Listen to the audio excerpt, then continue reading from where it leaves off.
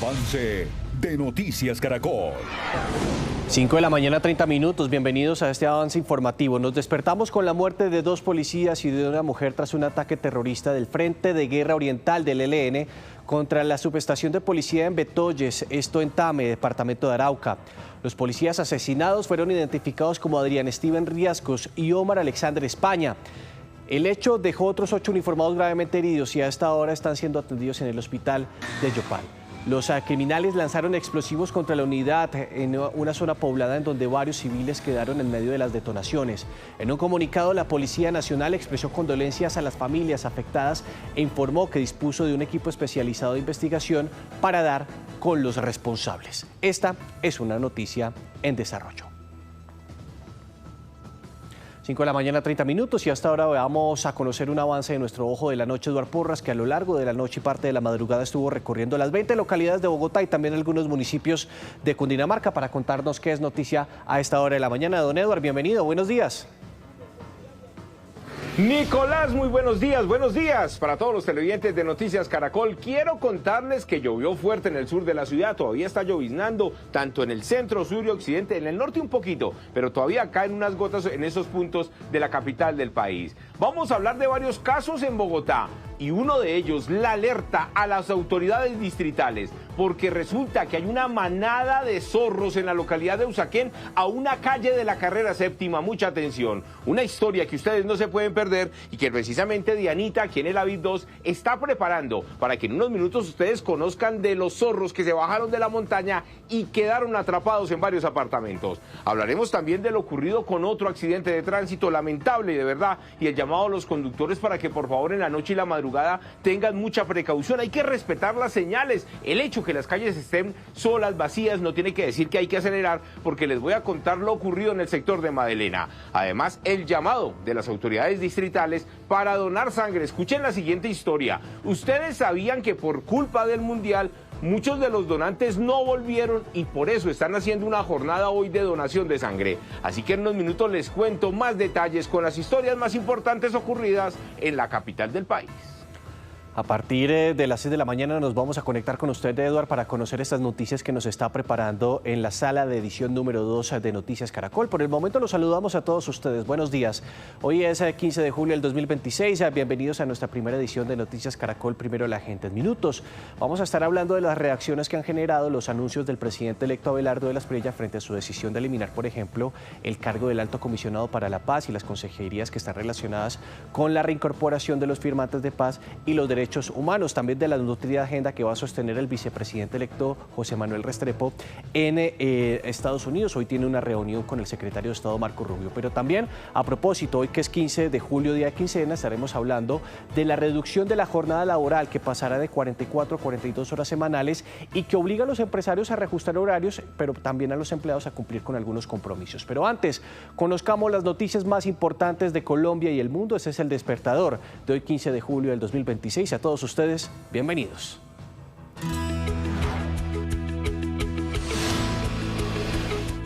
Keiko Fujimori celebrará hoy su victoria electoral en Perú al recibir las credenciales del Jurado Nacional de Elecciones en un multitudinario acto al que el fujimorismo ha convocado a sus seguidores para celebrar su próximo retorno al gobierno, 26 años después de la dimisión de su padre, el expresidente Alberto Fujimori.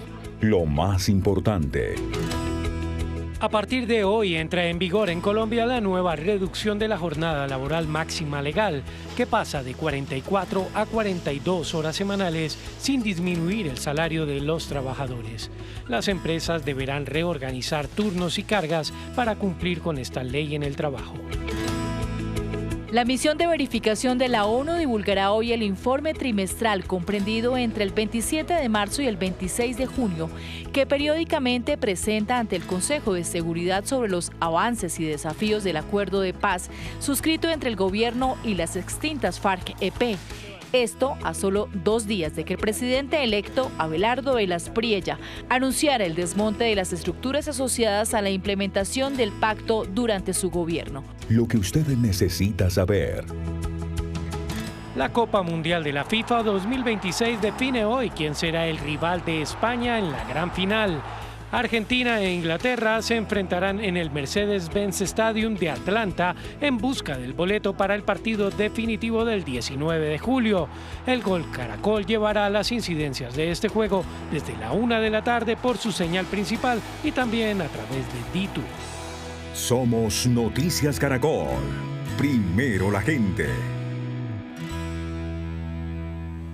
A las 5 de la mañana, 35 minutos, es momento de conocer qué están titulando los principales periódicos del país y como todos los días vamos a iniciar con el periódico de la casa, el diario El Espectador, que titula lo siguiente con una foto de Pedro Porro, el lateral derecho de España, que titula Porrazo, España venció a Francia 2-0 en la primera semifinal del Mundial con goles de Mikel Oyarzábal y Pedro Porro y el dominio del juego del principio a fin. Su contendor se define hoy cuando Argentina, el vigente campeón, enfrente a Inglaterra, uno de sus históricos adversarios. El partido será en Atlanta. Veamos qué trae el colombiano. 5 municipios paisas baten récord de calor. En 15 días Apartadó, Bello, Caldas, Medellín y Río Negro con sensaciones térmicas cercanas a los 40 grados centígrados. Veamos ahora qué trae el tiempo. Triple frontera amazónica acosada por narcos y la minería ilegal de oro. La región compartida por Colombia, Ecuador y Perú está sufriendo inquietantes transformaciones. Y finalizamos con el Heraldo en el Atlántico, en la ciudad de Barranquilla. El 7 de agosto comenzará el desmonte de la paz total, dice Abelardo de las Priella. El presidente electo confirmó cambios en la figura del comisionado de paz y la eliminación de la Consejería para la Reconciliación y la Unidad de Implementación del Acuerdo de Paz. Y a las 5 de la mañana, 36 minutos, es momento de saludar nuevamente a los televidentes que se suman a esta hora en nuestra primera edición de Noticias Caracol. Y vamos a iniciar un recorrido por las regiones para saber qué es noticia hasta ahora. Ustedes ven a nuestros corresponsales en distintas partes del territorio nacional. Como todos los días, tenemos a Isaac Rivera desde la bahía de Cartagena y lo vemos con un paisaje maravilloso. Qué envidia la buena estar en Cartagena. En Barranquilla tenemos a Margarita Ariza, en Cali a Paula Restrepo. En Medellín tenemos por un lado a Alfonso Cárcamo y también a nuestro ojo de la noche en Antioquia, Erika Zapata. En el centro de la capital a Julián Ríos, en el noroccidente María Juliana Reyes, también en el centro de Bogotá tenemos a Héctor Rojas y en la sala de edición número 2 de Noticias Caracol, desde muy temprano nuestro querido ojo de la noche Eduardo Porras, quien está cocinando las noticias que sucedieron en Bogotá y Cundinamarca mientras la mayoría de nosotros estábamos descansando. Don Eduardo, usted dijo, llovió en gran parte del sur de la capital, pero hoy vamos a tener un pronóstico un poco más favorable, una temperatura mínima de 9 grados, tiempo soleado, una temperatura máxima de 14, pico y placa para vehículos terminados en 6, 7, 8, 9 y 0. Pero me llamó mucho la atención la historia que usted encontró en la localidad de Usaquén. ¿Cómo es eso que una familia de zorros, un grupo de zorros, está rodeando por ahí las calles de Bogotá y los cerros orientales? Nicolás, sí, y preocupa en realidad a los residentes del sector de Santa Bárbara porque resulta que es una historia que comienza hace varios años con la presencia de 2 zorros que bajan de la montaña de los cerros orientales, se hacían en una zona boscosa cerca a los apartamentos, pero resulta y dicen los residentes que los 2 zorros no volvieron a subir porque quedaron atrapados en medio de varias construcciones en una zona boscosa bastante pequeña donde no encuentran el alimento. Lo cierto es que hoy, en la noche, encontramos a por lo menos 8 zorros, dicen que pueden ser más, que bajan por alimento, los están domesticando sin querer queriendo, porque como no tienen alimento, la gente saca un pedazo de pan, saca las sobras, como si fueran otros animalitos, y simplemente bajan a buscar esa comida. En unos minutos les voy a contar lo que encontramos en la noche, lo que vimos en la madrugada, lo que grabó Juan Pablo Molina, nuestro camarógrafo, ahí en Usaquén, y les voy a dar el punto exacto, por favor, para que la CAR o las entidades distritales vayan y ante todo rescaten a estos animales porque dicen que ya en medio del hambre atacaron a un perro del sector. Hablaremos por lo pronto de este accidente de tránsito que ocurrió en la madrugada, un choque fuerte, muy fuerte, y el llamado a los conductores, por favor, que ya no se presenten más accidentes porque hay que respetar las señales de tránsito, hay que disminuir la velocidad, porque esto ocurrió en la entrada Magdalena por la autopista sur. Un motociclista que según testigos venía sentido Soacha-Bogotá y en ese cruce pasaba un bus del SITP, debido a la velocidad, dicen los testigos, chocó contra ese bus y lamentablemente un joven de tan solo 20 años, 20 añitos, falleció en el punto. Allí llegaron sus familiares, llegó la policía de tránsito para determinar y verificar en cámaras de seguridad en realidad qué fue lo que ocurrió en ese punto de Ciudad Bolívar. Además, el llamado que está haciendo el distrito hoy, imagínense que les tocó hacer una jornada de donación de sangre porque dicen las autoridades distritales que debido al fútbol, un mes de fútbol, muchas de las personas que normalmente que iban a donar sangre, no lo hicieron por estar viendo los partidos de Colombia y resulta que bajó la donación de sangre y en este momento necesitan sobre todo O positivo. Van a hacer jornada de donación desde las 9 de la mañana hasta las 4:30 de la tarde. Si ustedes quieren donar, que hay que hacerlo en realidad, carrera 32 12 81 para que vayan, que con mucho gusto los atienden y de verdad volvemos a llenar ese banco de sangre aquí en Bogotá. Por favor no se vayan porque en unos minutos viene el resto de la información con el ojo de la noche. Usted me estaba haciendo dos preguntas esta mañana, Isidro Nedora. Hoy es quincena, hoy pagan y también tenemos noticias laborales porque a partir de hoy la jornada laboral va a pasar de 44 a 42 horas. Esta información la tiene precisamente nuestro compañero Héctor Rojas. Héctor, ¿cómo se va a implementar esta medida? Sí, señor Nicolás, como usted muy bien lo dice, pues será a partir del día de hoy, pasa la jornada de 44 a 42 horas, además ya desaparece el Día de la Familia, pero vamos a preguntarle justamente a los empresarios cómo ellos se están reorganizando, cómo han tenido que ajustarse a esta nueva jornada laboral que deben cumplir todos los trabajadores en Colombia. ¿Qué deben hacer? ¿Cómo han modificado los horarios? En unos minutos todos los detalles. Y después de las 7 de la mañana, Héctor, estaremos hablando con el viceministro de Trabajo y Pensiones, no solamente de esta reducción en la jornada laboral, también de la finalización del régimen pensional. Es una medida que se aprobó en la reforma que va a estar o se va a aplicar hasta mañana 16 de julio. Pero nos conectamos en este momento con María Juliana Reyes, quien le ha puesto la lupa a una delicada situación que se está presentando en algunas estaciones de Transmilenio con los vigilantes. María Juliana, ¿qué es lo que está sucediendo? Nicolás, televidentes, muy buenos días. Pues los saludo desde el portal de Suba, donde se presentó quizás la agresión más reciente contra estos vigilantes de seguridad privada, que una de sus labores esencialmente es prevenir que las personas entren sin pagar su pasaje. Esa es la tarea que ellos tienen. Pues hablamos con Luis de la Hoz, un joven de 25 años, vigilante, que fue agredido este fin de semana. Nos contó todo lo sucedido y lo preocupante que está entonces su trabajo. Imagínense, llevaba apenas 9 días en este cargo cuando ocurrió esta agresión. Por otro lado, las empresas de seguridad privada pues también están haciendo un llamado ante la intolerancia y la violencia que se está presentando en las estaciones de Transmilenio.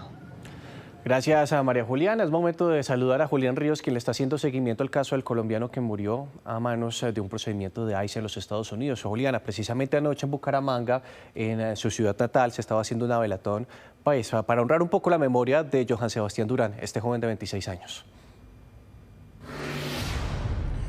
Hola Nicolás, muy buenos días, televidentes, buenos días. Vamos a hablar precisamente de este caso de Johann Sebastián Durán Guerrero, de 26 años, de lo que hicieron anoche sus vecinos del barrio La Victoria, un velatón. Colocaron su fotografía sobre una mesa en la misma calle donde vivió cuando era niño. Y también pues hablamos con sus familiares allá en Bucaramanga, con los vecinos, y le rindieron un homenaje, le rindieron en memoria de este joven un velatón, rezaron varias oraciones y estuvieron durante varias horas de la noche en esa cuadra del barrio La Victoria. Los padres de Johann Sebastián permanecen en la ciudad de Bogotá. Ya adelantaron algunas reuniones con la Cancillería y la Embajada y muy posiblemente pues van a viajar a los Estados Unidos, o si no también están tramitando la repatriación de su cuerpo. Vamos a entregar detalles más adelante de lo que ha ocurrido frente a este caso. Información, Julián, que estaremos ampliando después de las 6 de la mañana. Es momento de iniciar un recorrido por las regiones para saber qué es noticia y vamos inmediatamente a Medellín, donde está nuestro ojo de la noche en esta ciudad que es Erika Zapata, porque la Fundación Sueños y Huellas de Medellín denuncia que pues en menos de una semana, Erika, han sido víctimas de distintos robos. Cuéntenos.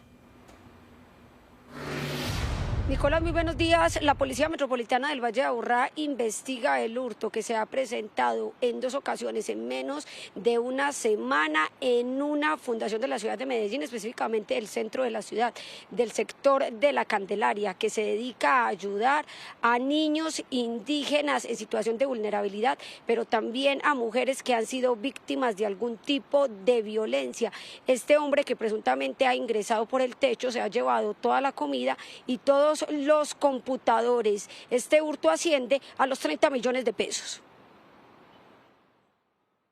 Y es muy triste porque en nuestra fundación trabajamos de forma independiente, hacemos mucha autogestión, presentamos proyectos y ayudamos a toda nuestra población con el corazón, sin ningún contrato, sin ningún beneficio del gobierno. Entonces para nosotros es una gran afectación este robo, pero más que todo también es la tristeza de saber que no se valora lo que hacemos. El año pasado ayudamos a más de casi 5.000 personas y cada una de las cosas que tenemos y que hacemos nos ayuda a cumplir este fin. 40 personas que se ven afectadas diariamente por este hurto. El ladrón se llevó la comida, pero también los computadores. No, Erika, y usted presenta unos videos que esperemos sirvan para que las autoridades den con estos responsables. No hay derecho que le quiten la comida a los niños y de esta manera, sobre todo una fundación que está intentando ayudarlos. Seguimos en Antioquia precisamente para hablar de otras noticias, pero primero Alfonso Cárcamo, usted que lo vemos ya reportando lo que está sucediendo en las calles, hablemos un poco sobre el pronóstico del tiempo que tenemos para hoy. Una temperatura mínima de 17 grados, máxima de 29, pico y placa para vehículos terminados en 4 y 6, pero otra de las noticias en Antioquia tiene que ver con un juez que declaró nula la imputación de cargos contra el exalcalde Daniel Quinteros, precisamente por ese alcalde, ese caso tan mencionado que es el de Aguas Vivas. Daniel, Nicolás, muy buenos días. Así es, este caso tan renombrado en todo el país en el cual pues se señala al exalcalde Daniel Quintero Calle como presunto líder de toda esta corrupción en medio de este lote aquí que queda ubicado entre El Poblado y Las Palmas. Pero para que la gente nos entienda de forma rápida este caso, hay que decir que la investigación señala que el exalcalde Daniel Quintero en su administración habría pasado por encima del Consejo de Medellín y habría cambiado el plan de ordenamiento territorial para poder sobreavaluar este predio en más de 40.000 millones de pesos y así beneficiar a terceros y a privados. Lo que dice la jueza de este caso es que la Fiscalía careció de rigor técnico y de claridad en cuanto a la presentación de la acusación y por eso declara la nulidad en la imputación de cargos para el exalcalde Daniel Quintero y también para 12 personas más. Lo que dice el exalcalde sobre este caso es que pues es una persecución que se ha hecho en su contra y hay que decir que el próximo 6 de agosto se presentará la posibilidad para que la Fiscalía y las partes que apelaron pues sustenten por qué lo hicieron y saber qué es lo que va a pasar con este polémico hecho de corrupción aquí en la capital antioqueña. Estaremos a tanto de las investigaciones que se adelanten sobre este caso, porque es momento de seguir en este recorrido por las regiones. Vamos al Pacífico, al suroccidente, donde está Paula Restrepo. Pero Paula, primero conversemos un poco sobre el pronóstico del tiempo que tenemos para hoy. Le tengo buenas noticias. Vamos a tener un clima soleado, una temperatura mínima de 21 grados, máxima de 32, pico y placa para vehículos terminados en 3 y 4. Pero las noticias están relacionadas con un explosivista de las disidencias que fue capturado. Nicolás, televidentes, muy buenos días. Sí, señor, luego de 3 meses de investigación del bloque de búsqueda de la policía y la Fiscalía General de la Nación dieron con la captura de alias Huevo Rucio o alias Dylan en la comuna 5 de Cali. Este hombre de 23 años de edad sería el jefe, el presunto cabecilla de las redes de apoyo urbana de las disidencias de las FARC frente a Jaime Martínez en el suroccidente colombiano, pero también el principal explosivista de este mismo grupo armado criminal. De acuerdo con las autoridades, se le atribuyen hechos, al menos 6 hechos terroristas entre el 2023 y el 2025, entre ellos uno en el departamento del Cauca en el que fallecieron 4 policías y un civil. Además de estos, varios explosiones donde quedaron varias personas heridas y también fallecieron tanto en el departamento del Cauca como aquí en el Valle del Cauca. Hablamos especialmente de Jamundí y zona rural de Jamundí. El hombre actualmente trabajaba en una empresa de manipulación de alimentos camuflado mientras realizaba inteligencia de diferentes estaciones de la policía para luego perpetrar los ataques. Son las noticias que tenemos en el suroccidente del país con Paula Restrepo, pero vamos al Caribe, al Atlántico, puntualmente a su capital Barranquilla, donde está Margarita Ariza. Margarita, porque también tenemos un buen pronóstico para el día de hoy en Barranquilla, una temperatura mínima de 26 grados, máxima de 34, a propósito de los calores que estamos teniendo en todo el norte del país. Pero ahora sí, cuéntenos cuál es la noticia en este momento en la capital del Atlántico. Nicolás y televidente, les cuento que en alerta se mantienen las autoridades aquí en el departamento del Atlántico por la erosión costera relacionada con el fuerte oleaje que se registra por estos días en el municipio de Puerto Colombia, más exactamente en el balneario de Sabanilla, uno de los más afectados. Allí pues el fuerte oleaje amenaza con destruir los kioscos que hacen parte de la infraestructura del proyecto turístico que entregó la gobernación del departamento del Atlántico especialmente para atraer el turismo en esta zona zona del país. Ayer dialogamos con el jefe de seguridad del municipio de Puerto Colombia y nos dice que a raíz de este fenómeno hay restricción en playas cercanas al muelle 1888 y está llamando la atención de los bañistas porque ya se han presentado 3 casos de muertes por inmersión debido a que ingresan a las playas en horarios y sitios prohibidos. Pues Margarita, hay que hacer caso a las recomendaciones de las autoridades. Continuamos en este recorrido por Bolívar, también el Caribe, en el norte del país. Puntualmente vamos a Cartagena, donde está Isaac Rivera, con una temperatura, Isaac, que vamos a tener el día de hoy de tiempo soleado, temperatura mínima de 26 grados, máxima de 33, pico y placa para vehículos terminados en 3 y 4. Pero hay buenas noticias porque se está adelantando una jornada de salud en Pasacaballos, un corregimiento de este departamento. Nicolás, ¿qué tal? Buenos días. Sí, señor, información de servicio muy importante porque hoy miércoles 15 de julio se va a realizar esta jornada de salud en Pasacaballos. Eso quiere decir que los habitantes de este corregimiento podrán acceder a servicios médicos completamente gratuitos. Estamos hablando de servicios como consultas, laboratorio, pero también vacunación. Esta jornada se va a realizar desde las 8 de la mañana hasta las 4 de la tarde. Durante todo este tiempo las personas podrán tener acceso a consultas en medicina general, medicina interna, pediatría, nutrición, psicología, entre otros servicios. Esta jornada de salud en Pasacaballos cobra mucha importancia porque recordemos que el factor salud ha sido una constante de quejas y reclamos por parte de esta comunidad, quienes en determinadas ocasiones, en varias ocasiones, han protestado exigiendo mejores servicios en cuanto a la salud.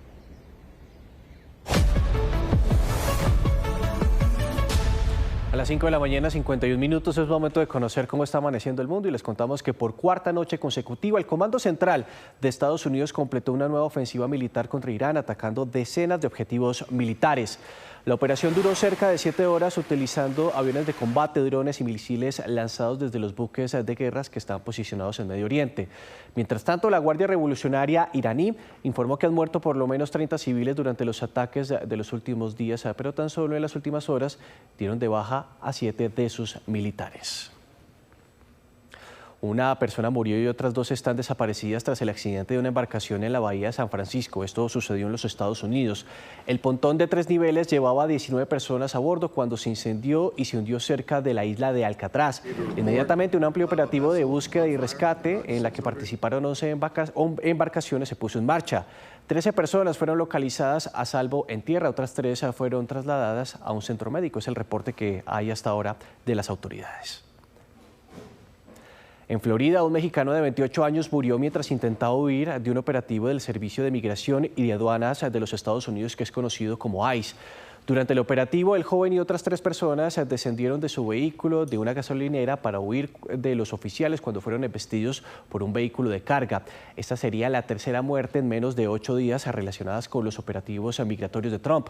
Mientras tanto, el gobierno de México pidió a las fiscalías estatales norteamericanas a revisar los casos de migrantes fallecidos durante operativos o bajo custodia migratoria. Entre tanto, en Biddeford, Estados Unidos, la comunidad exige la investigación federal por el asesinato del colombiano Johann Sebastián Durán, que también murió lastimosamente en medio de un procedimiento de agentes de ICE. Johann Sebastián Durán Guerrero, bumangués de 26 años, murió tras los disparos de un agente de inmigración. Según su familia, en ese momento lo acompañaban su pareja y su hija de 3 años.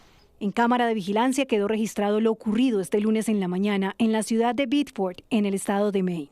Minutos después de salir de su casa en este vehículo blanco, Durán Guerrero fue interceptado por oficiales del Servicio de Inmigración y Control de Aduanas. El vehículo comenzó a girar lentamente en círculo. Segundos después, otro carro le cerró el paso. Varios agentes de ICE se acercaron, rodearon el vehículo y sacaron del puesto del conductor a Johann Sebastián. Lo sacaron del carro y dejaron el cuerpo en la esquina. El Departamento de Seguridad Nacional sostiene que los agentes vigilaban la última dirección conocida de otro migrante. Según la versión oficial, el conductor intentó escapar y uno de los agentes disparó al considerar que existía un riesgo para la seguridad pública. Pero Durán Guerrero no era el objetivo del operativo. Sus padres llegaron a Bogotá en busca de ayuda. Omar Durán, el padre de Johann, contó que su hijo tenía 2 empleos y que había logrado obtener en los 3 años que llevaba un permiso de trabajo y un número de seguridad social otorgado por las autoridades migratorias en Maine. Trabajaba por ellos, tenía sus documentos legales, él tenía su permiso de trabajo, tenía lo que requieren allá para él poder trabajar. Él iba haciendo la tramitología que le iban pidiendo, se iba presentando allá como se lo pedían. Estaba trabajando allá en ese estado, en esa ciudad. Su muerte desató protestas que exigen respuestas.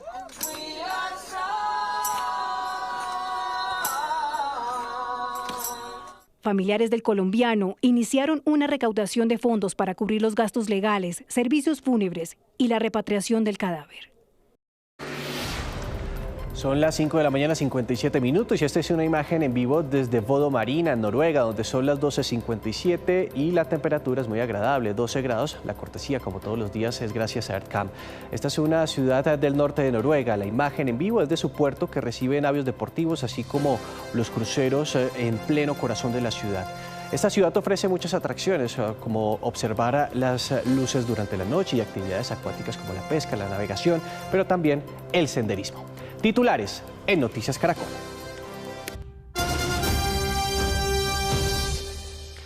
Buenos días a los que se conectan con la primera edición de Noticias Caracol, Primero la Gente. Hoy es 15 de julio del 2026. Les contamos que a partir de hoy la jornada laboral pasará de 44 a 42 horas semanales y obliga a los empresarios a reajustar horarios para cumplir con estos compromisos.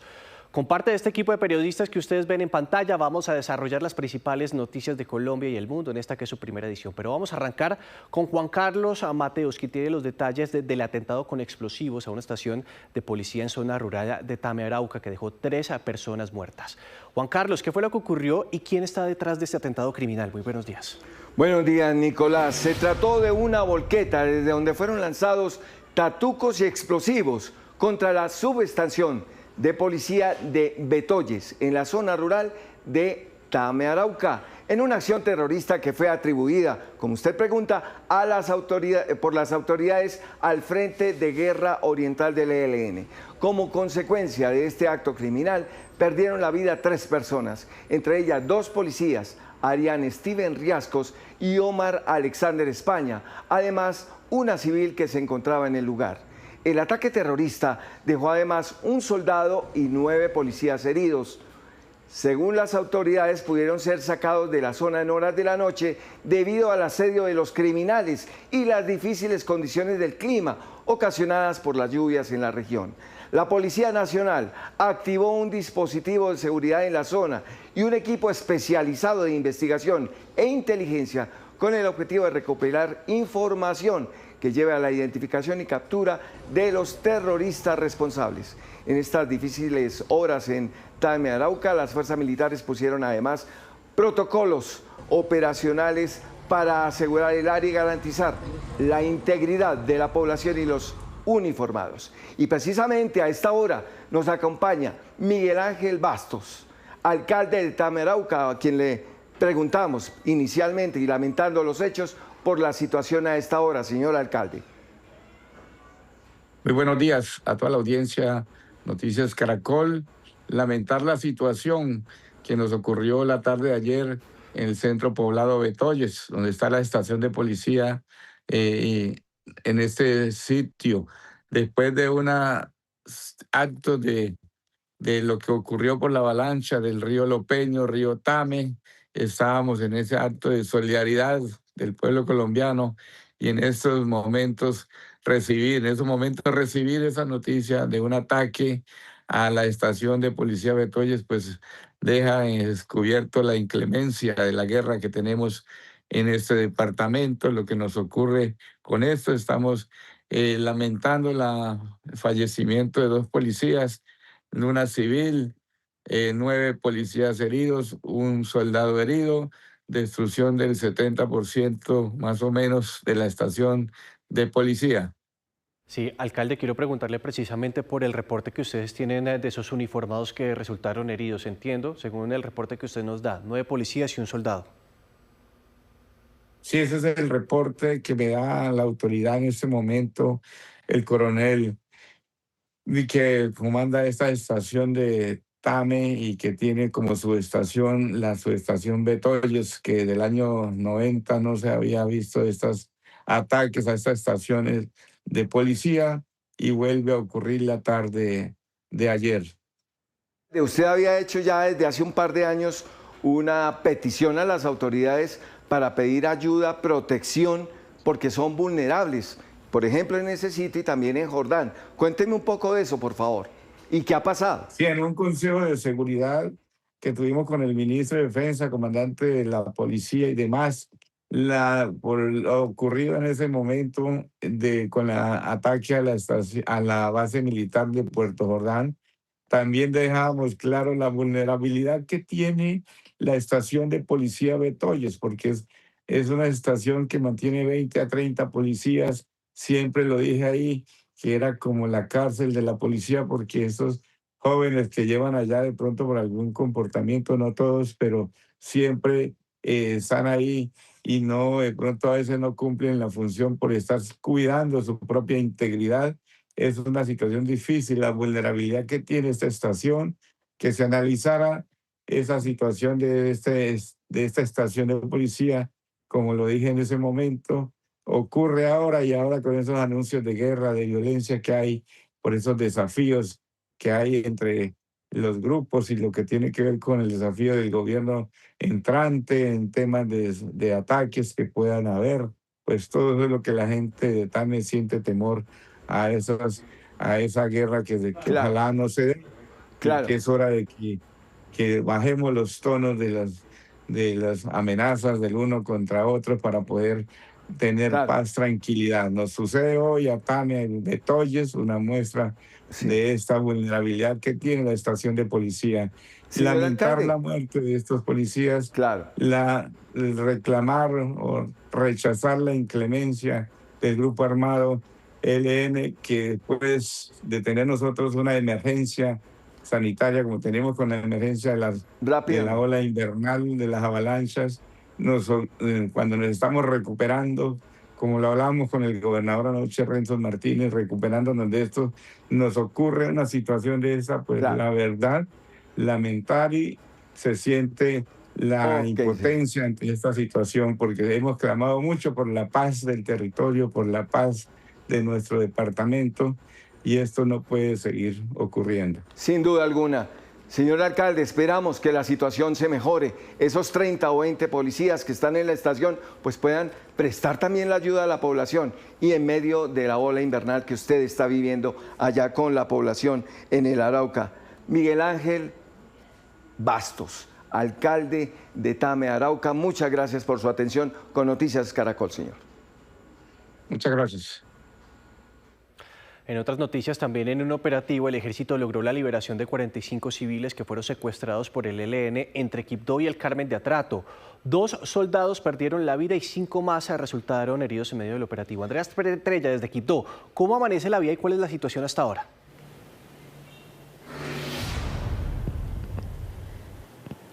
Compañeros, muy buenos días. Pues las dos principales vías que comunican al departamento del Chocó con Antioquia y Risaralda en este momento están en total normalidad para la transitabilidad.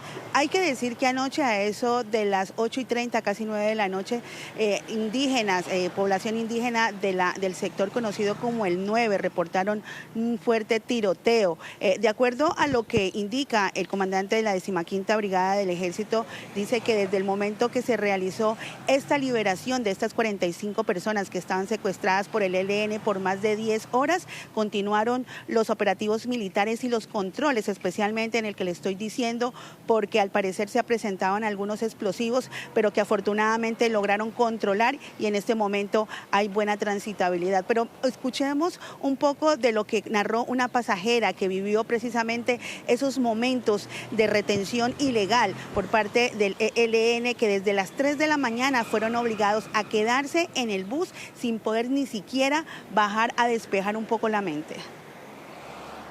Aproximadamente fueron más de 10 horas desde las 3 de la mañana hasta que el Ejército Nacional vino por nosotros. Nosotros estuvimos totalmente incomunicados, no teníamos señal. Fue un momento aterrador, en realidad, porque habían menores, habían bebés, había una bebé recién nacida. Entonces fue algo caótico, pues en realidad se vivió mucho el terrorismo. Un mensaje es que quisiera que en Colombia haya paz. Eso es como lo primordial en estos momentos. Por otro lado, la gobernadora del Chocó hizo un vehemente llamado al ELN porque ya hay que destacar que son 62 los ataques terroristas que viene realizando desde el 1 de julio a lo que va a la fecha en diferentes vías y en diferentes municipios, que hoy también dejan lamentablemente 2 soldados muertos.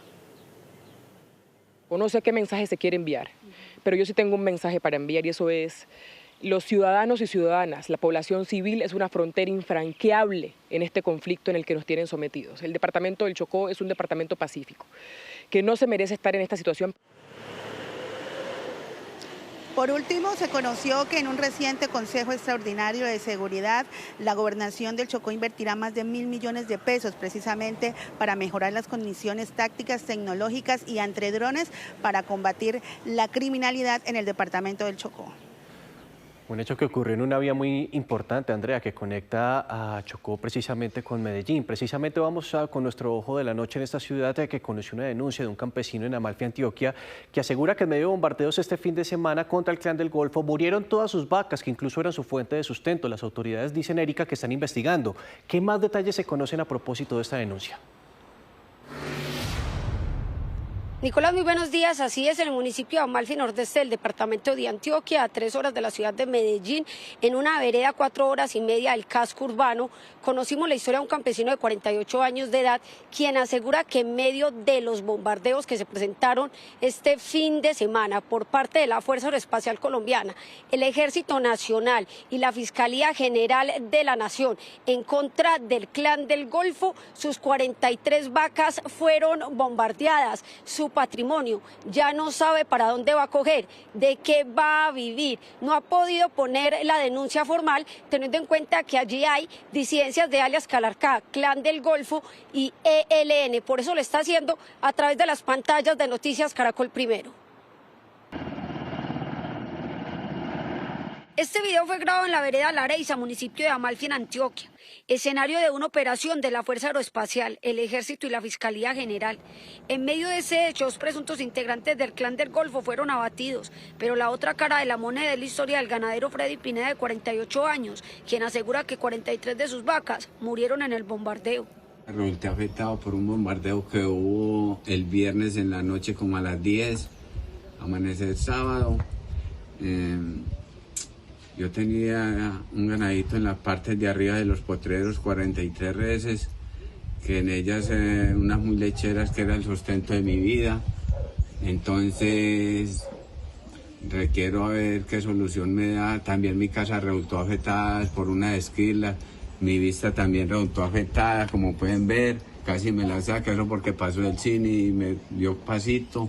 Este campesino afirma que más de 10 de sus vacas estaban preñadas, además de que eran de razas que daban de 10 a 12 litros de leche, con lo que sostenía a su familia. Necesito ver qué respuesta me dan para esta solución. El bombardeo no sé de qué parte vino ni para quién era, entonces necesito saber porque yo resulté muy afectado. En este momento no sé qué caminos, pues, qué trabajo coger, porque yo con harto sacrificio me conseguí esos animales por ahí trabajando, jornaleando y todo eso, para obtenerlos, para hacer el sustento de mi vida para mi familia, y entonces requiero alguna solución. En la zona se presencia el Clan del Golfo, el ELN y las disidencias de alias Calarcá.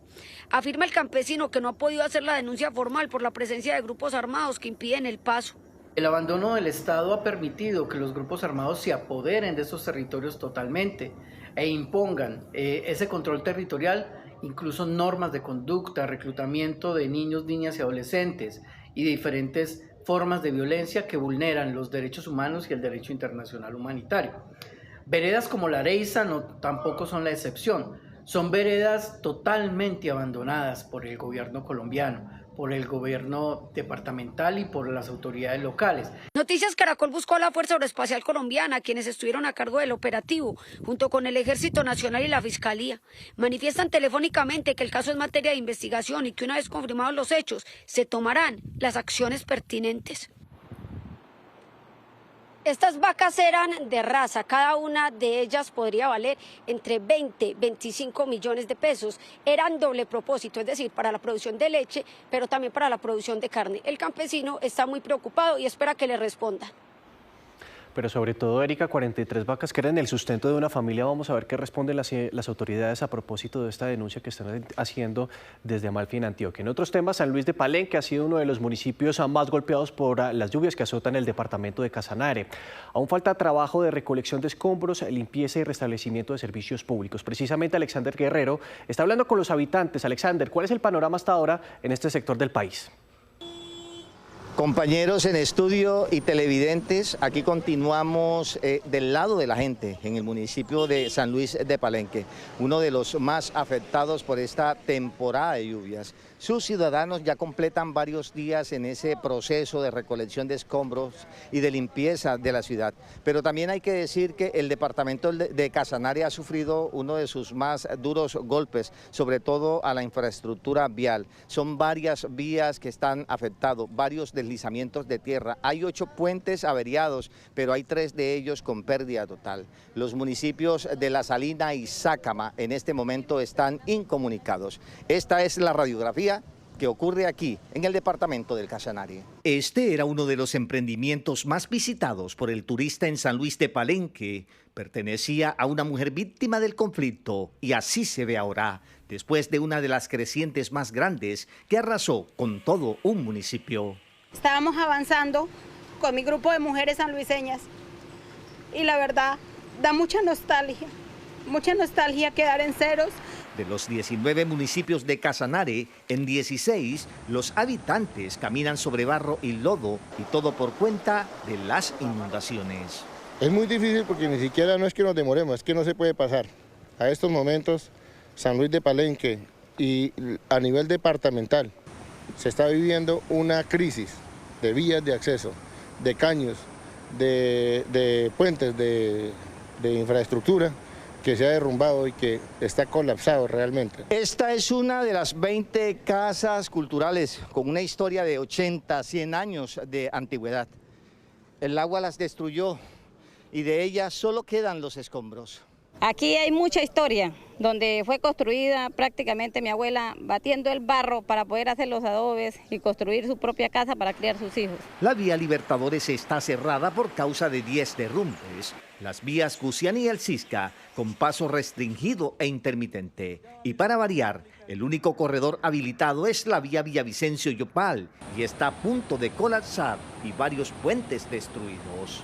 Nosotros vamos a enviar maquinaria y nos vamos a solidarizar con los alcaldes para poder remover todo el material generado por los deslizamientos con el señor alcalde de Sácama y de La Salina y poder dar transitabilidad a esta vía. Un solo día de cierre vial representa un incremento del 2% en los precios de la central de abastos más grande del país, que es Corabastos. Recordemos que Casanare produce más del 36% del arroz del país y es uno de los principales productores de ganadería en Colombia. No hay servicio de gas natural, agua potable, energía y comunicaciones en municipios como San Luis y La Salina, mientras las ayudas humanitarias llegan por agua, aire y hasta en caballo.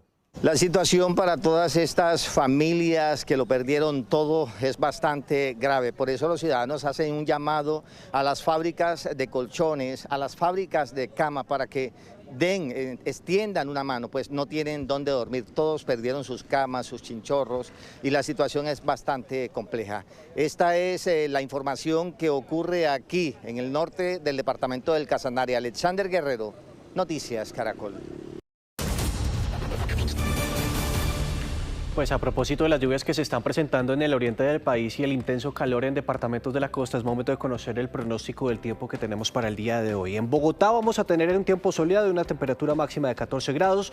Lo mismo va a suceder en Cali, Manizales, Popayán y Bucaramanga, donde las autoridades recomiendan utilizar el bloqueador y salir con la sombrilla precisamente para evitar que usted sufra daños en la piel. Pero vamos a conocer cómo está el pronóstico por regiones en distintas regiones del país. En el Caribe y en la Andina vamos a tener tiempo nublado, vamos a tener algunas lloviznas en la región pacífica y en la Orinoquía, mientras que en el sur del país, en la región de la Amazonía, el pronóstico es de lluvias. La cortesía es gracias al canal del Clima. Noticia en desarrollo en Noticias Caracol. 7 de la mañana, 1 minuto. Buenos días a quienes se conectan a nuestra primera emisión de Noticias Caracol. Primero la gente. La misión de verificación de Naciones Unidas presentará hoy el informe trimestral sobre la implementación del acuerdo de paz. El organismo pide una transición fluida que mantenga el foco en los acuerdos de La Habana. Eduardo Hernández, usted tiene los detalles. Buen día. Un buen día para usted, Daniela. Mire, si bien el informe será presentado hoy hacia las 9 de la mañana en Nueva York por parte del jefe de la misión, Miroslav Henka, ya se conoció el texto en el que se destaca la implementación del acuerdo de paz y se compromete a seguir acompañando a Colombia en ese esfuerzo. Advierte que el cambio de gobierno en Colombia llega en un momento crítico para el proceso de paz. Advierte además que las zonas donde la violencia es más aguda son precisamente aquellas donde la implementación ha sido insuficiente. Por eso el secretario general de Naciones Unidas, Antonio Guterres, anticipa que una transición fluida y cooperativa entre los gobiernos va a contribuir a preservar los avances que Colombia ha logrado en el marco del acuerdo de paz y a asentar las bases para hacer frente a los desafíos actuales. Dice que las políticas de seguridad y las iniciativas de paz pueden reforzarse mutuamente de forma armoniosa. Este informe de la misión de verificación de Naciones Unidas destaca la importancia de que el nuevo gobierno asuma el liderazgo en la implementación de la reforma rural, la reincorporación de excombatientes y las garantías de seguridad en áreas donde la transición se considera crítica. El organismo también se comprometió en ayudar al nuevo gobierno en los esfuerzos por superar la polarización política y por garantizar la seguridad de los líderes sociales y también la seguridad de las víctimas. Bien, entre tanto, la defensora del pueblo, Iris Marín, le pidió al presidente electo Abelardo de la Espriella no retroceder lo avanzado en el acuerdo de paz después de las declaraciones del nuevo mandatario. Juan David Ríos, ¿qué más dijo la defensora del pueblo? Hola, ¿qué tal? Muy buenos días. Mire, la defensora fue bastante crítica a los anuncios de Abelardo de la Espriella sobre el proceso de paz con las extintas FARC. Esto se dio en el marco del evento de la Contraloría, en donde estaban hablando sobre esos 10 años de la implementación del acuerdo de paz. Ahí la defensora del pueblo respondió, por supuesto, a Abelardo de la Espriella. Le menciona que el Estado debe guardar coherencia con lo pactado el 2016 y la necesidad, por supuesto, también de recordar esas reglas del juego, los 3 periodos presidenciales que tienen que preservar la implementación de este acuerdo de paz. Esto fue lo que dijo la defensora en el evento de la Contraloría.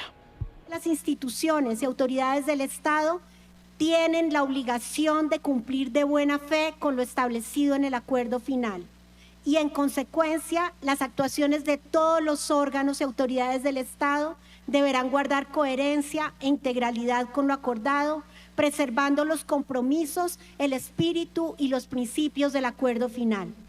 Iris Marín también habló sobre esa reorganización que ha propuesto el presidente electo Abelardo de la Espriella. Le dijo que no es momento de perder el tiempo para la implementación del acuerdo de paz.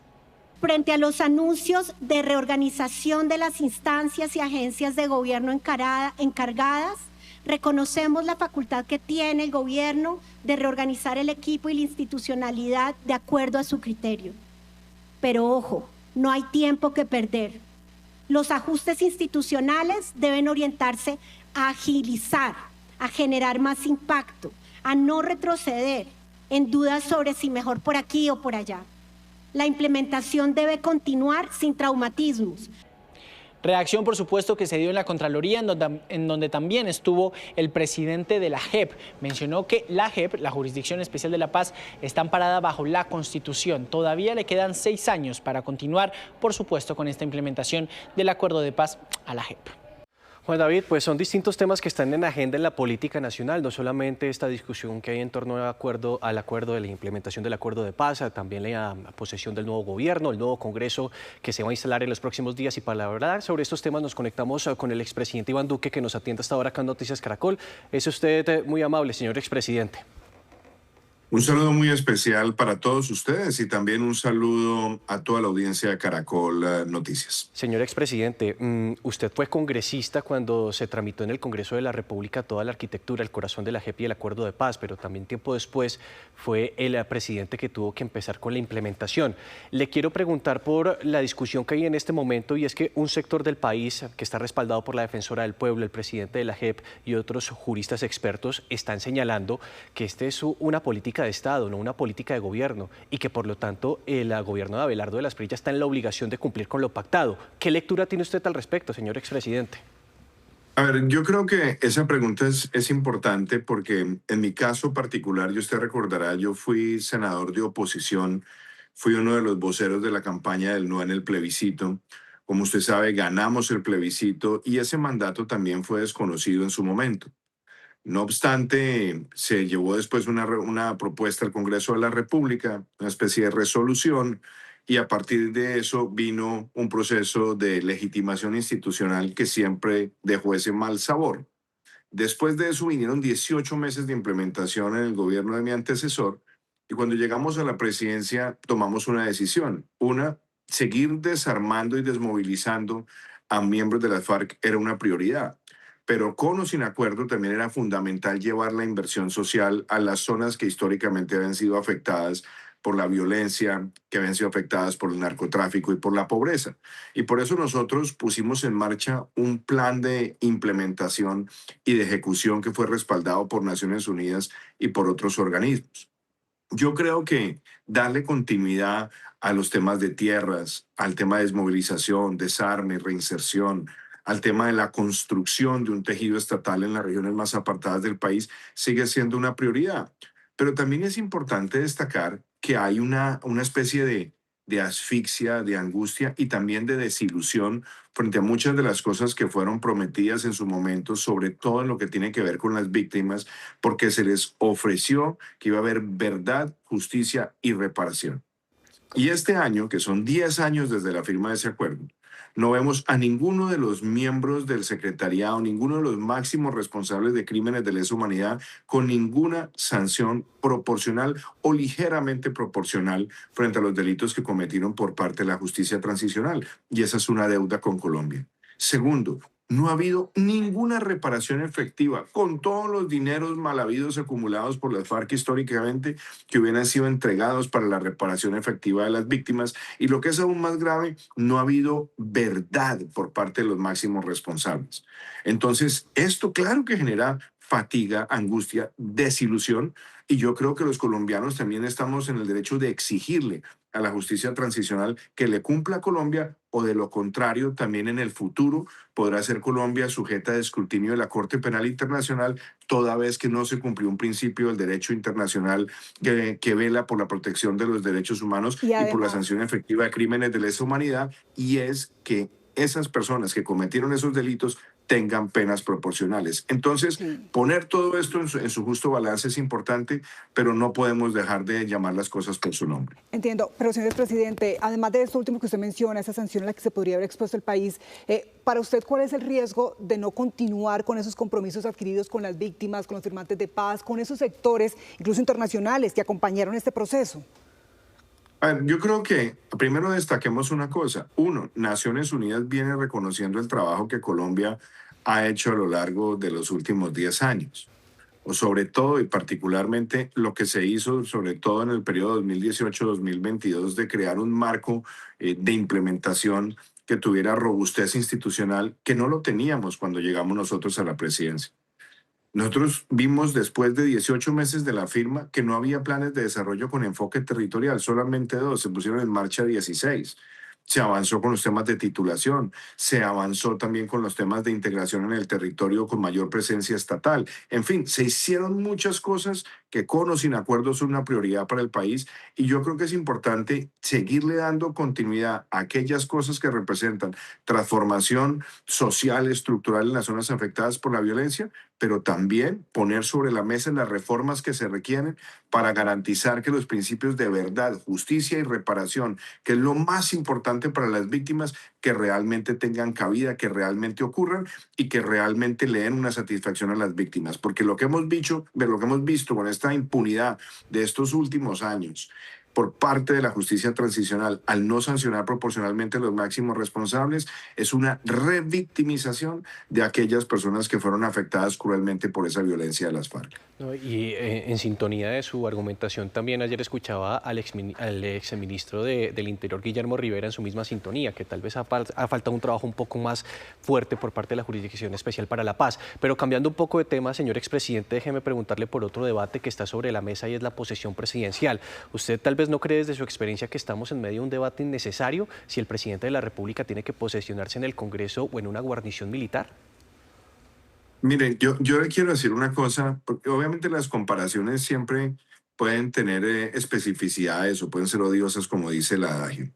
Pero cuando Gustavo Petro ganó la presidencia, yo lo llamé esa misma noche, no habían pasado ni siquiera 10 minutos desde que se dio el resultado oficial para felicitarlo por su victoria e invitarlo a la Casa de Nariño para que se iniciara un proceso de empalme. A los 3 días estaba en la Casa de Nariño. Se activó un proceso de empalme y dimos todo el apoyo y toda la colaboración para que se pudiera hacer una transición ordenada e institucional y que él pudiera también adelantar su toma de mando, su juramentación y que pudiera iniciar el curso de su gobierno. Aquí lo que hemos visto y da tristeza es un presidente en ejercicio que nunca llamó al ganador de las elecciones a felicitar. Un presidente en ejercicio que nunca lo convocó a que fuera a la Casa de Nariño para iniciar un proceso de transición. Y después un presidente en ejercicio que ha tratado de sabotear, de desconocer, de deslegitimar la figura que tiene el presidente electo luego de una elección que tiene algo que es realmente impresionante y es tuvo que luchar contra adversidades que fueron muy complejas, entre ellas un presidente en ejercicio que utilizó el erario público y todo el poder de la presidencia para tratar de imponer a un sucesor. Entonces, empezando por ahí, yo creo que a eso muestra la actitud mezquina que ha tenido Gustavo Petro. Y lo otro es, si el presidente electo quiere posesionarse en una guarnición militar como un acto simbólico, debería el gobierno actual facilitar ese proceso. Eso se puede hacer de muchas formas. La logística se puede acomodar. Se puede hacer la juramentación ante el Congreso más temprano y después se hace el acto que se quiera adelantar en la guarnición militar. O se puede hacer una juramentación simbólica en ese caso en una guarnición militar y después hacer la presencia en el Congreso. Mire, no se le olvide que en el caso particular de mi antecesor, cuando él asumió la presidencia, él hizo un acto simbólico con los mamos de la Sierra Nevada y después llegó a la Plaza de Bolívar. Entonces, yo creo que para salirnos de todas estas niñerías que nos tiene acostumbrado este gobierno, deberíamos asumir que es la responsabilidad del gobierno saliente darle todas las garantías para que la toma de posesión con todo el tipo de simbolismo que quiera tener el presidente electo se pueda materializar. Y con eso nos salimos de todas estas discusiones que realmente parecen insólitas en un país que ha tenido siempre una tradición institucional donde al margen de las diferencias se garantiza una transición ordenada en beneficio del pueblo colombiano. ¿Para qué? Para que la figura del presidente de la República, como lo determina la Constitución, sea un símbolo de unidad nacional. Pero entonces, para usted, ¿esa decisión del lugar de la posesión no afecta a la ley? Se lo pregunto porque, por ejemplo, ayer conocí un trino del expresidente Ernesto Samper, quien decía que este debate tiene más fondo que forma, y él citaba el artículo 192 de la Constitución, donde decía que el presidente debe posesionarse ante la representación del poder civil, que posteriormente sí debe hacer algo que se llama una ceremonia de reconocimiento en una instalación militar de su autoridad civil por parte de la fuerza pública representada por todas sus armas. ¿Usted difiere de este concepto entonces? Es que vuelvo al punto. El punto es acomodar una logística para que se pueda cumplir con el simbolismo que también quiere tener el presidente electo. ¿Eso cómo se hace? Claro, hay una formalidad y es que el presidente se posesiona ante el Congreso. Por eso la ceremonia de juramentación se puede hacer mucho más temprano, se puede hacer con menos protocolo, de tal manera que el presidente cumpla con ese precepto de nuestra Constitución e inmediatamente se desplace a una guarnición militar donde él pueda adelantar la solemnidad que él le quiere dar a su juramentación, de tal manera que también le envíe el mensaje a los colombianos que él desea. Por eso me parece que aquí estamos desenredados en una tormenta, en un vaso de agua, por unos temas logísticos que perfectamente podrían ser facilitados por parte del gobierno saliente. Y una última pregunta, y es tal vez entendiendo un poco la argumentación del expresidente Samper. Él básicamente lo que estaba señalando en ese trino es que las fuerzas militares están subordinadas a la autoridad civil, y al hacer un reconocimiento de mando y por eso plantea un debate de fondo, al hacer una posesión presidencial y después un reconocimiento con las fuerzas militares, pues básicamente es enviar un mensaje a las fuerzas militares, y es que ellos no gobiernan, ellos no toman decisiones políticas, ellos están sujetos a las determinaciones que tomen, por ejemplo, el presidente de la República, alcaldes o gobernadores. A ver, de nuevo, volvemos al tema formal y al tema que establece la Constitución. El presidente se tiene que posesionar ante el Congreso de la República. ¿Eso qué quiere decir? Que el mismo Congreso de la República puede ayudar a facilitar la logística para que se cumpla lo que demanda la Constitución y al mismo tiempo se tenga el simbolismo que se le quiere dar, en este caso, a las fuerzas militares, que no es otro distinto a reivindicar lo que ellos representan como defensores de la vida, honra, bienes, derechos y libertades de los colombianos en todo momento y en todo lugar del territorio, después de 4 años donde hemos visto cómo la seguridad está afectada en detrimento de los mismos derechos y libertades de los colombianos. Entonces, el Congreso perfectamente puede facilitar eso. Y lo digo de nuevo, puede hacerse un ceremonial muy sencillo ante el Congreso de la República, en el Capitolio Nacional. Se puede adelantar esa ceremonia también, porque es el presidente del Congreso el que convoca la sesión en la cual se posesiona el presidente, porque no se nos olvide que es un evento del Congreso. Es el Congreso de la República el que organiza esa sesión y es en una sesión del Congreso donde se posesiona el presidente de la República. Si ellos facilitan eso, se puede cumplir con la simbología que se estima. Y por otro lado, también me parece importante decirlo, yo creo que lo más difícil de lo que hemos visto es cómo hay como un deseo de sabotear, de torpedear y de deslegitimar lo que fue expresado en las urnas. Por eso yo espero que el Congreso de la República, que es el que organiza esa sesión, pueda finalmente encontrar una solución, algo que, como lo digo, es logístico y que se debe mantener bajo el ceremonial institucional, pero también permitiendo que el mensaje que se le quiere dar a las fuerzas militares y de policía de Colombia también se pueda cumplir a cabalidad el próximo 7 de agosto. Pues, señor expresidente Iván Duque, muchas gracias por este tiempo con nosotros. Qué oportuno también conocer su punto de vista frente a estos temas que son noticia y que han generado también polémica de carácter nacional. Buen día. Un saludo muy especial para ustedes, que estén muy bien. 7 de la mañana, 27 minutos. Les contamos que a partir de hoy se reduce de 44 a 42 horas la jornada laboral de los colombianos. Precisamente para explicarnos lo que va a pasar, nos conectamos a esta hora con Iván Jaramillo. Eres el viceministro de Empleo y Pensiones. Doctor, bienvenido. Buenos días, Nicolás, para ti, para Daniel y para todos que se conectan hasta ahora en Solo Muy Especial. Bueno, viceministro, empecemos conversando en la práctica cómo se va a hacer esa reducción de 44 a 42 horas. ¿Cómo va a estar distribuida la semana esas 42 horas? ¿O eso es una negociación que el empleado hace con el empleador? Sí, hagamos un poquito de contexto, Nicolás. Nosotros venimos con una semana laboral semanal de 48 horas. Desde la ley 2101 de 2021 se ha venido reduciendo progresivamente. Entonces, lo que indica la ley es que este año pasa de 44 horas, como tú lo dices, semanales, a 42 horas semanales. ¿Cómo opera esto? Que es la pregunta. Pues simplemente empleador y trabajador se ponen de acuerdo en la distribución de la jornada de esas 42 horas semanales en 5 o 6 días a la semana, garantizando siempre un día de descanso y no se puede afectar el salario. De hecho, la ley se intitula así. Esa ley fue acogida por la reforma laboral y la reforma laboral reincorporó, incluso por solicitud de OIT, que se establezca el límite máximo de 8 horas diarias. Entonces, insisto, límite máximo de semana, 42 horas. Límite máximo diario, 8 horas. ¿Qué deben hacer trabajador y empleador? Ponerse de acuerdo y distribuirlo entre 5 o 6 días a la semana, garantizando un día de descanso y no afectando el ingreso de los trabajadores. Y con esta implementación vienen otros cambios, viceministro, como por ejemplo el Día de la Familia. Así las cosas, con las 42 horas semanales, la ley exime a los empleadores de otorgar este día. Ya no más Día de la Familia. Efectivamente, la ley 2101 había eximido a los empleadores. Sin embargo, lo que hace la reforma laboral es mantenerlo como una posibilidad, como una facultad que pueden los empleadores con las cajas de compensación organizar y gestionar para que haya una jornada semestral como venía aplicándose. Entonces ya quedó facultativo, quedó optativo, quedó voluntario para que los empleadores con las cajas puedan organizar este Día de la Familia, que ha probado ser eficiente en materia de mejorar la calidad de los trabajadores, aumentar la productividad y mejorar ese equilibrio entre tiempos de trabajo y tiempos destinados a obligaciones familiares. Quedó facultativo. Claro, en la autonomía de cada empresa y precisamente en la negociación que hagan con la caja de compensación. Quiero preguntarle si la jornada semanal ya va a quedar en 42 horas o hay más reducciones que se vayan a hacer en los próximos años. De lo previsto en la ley 2101 y acogido por la reforma laboral, quedaría en 42 horas, dijéramos, estable, conforme a la directriz legal. Habría que hacer una nueva modificación legal para seguirla reduciendo, pero aprovecho tu pregunta, Nicolás, para expresar a todos, esta es una tendencia global y mundial. Estamos en una tendencia de disminución de las jornadas de trabajo porque producto de la automatización, toda esta digitalización, pues se ha probado que la productividad se debe medir en un estándar distinto al número de horas que el trabajador se pone al servicio del empleador.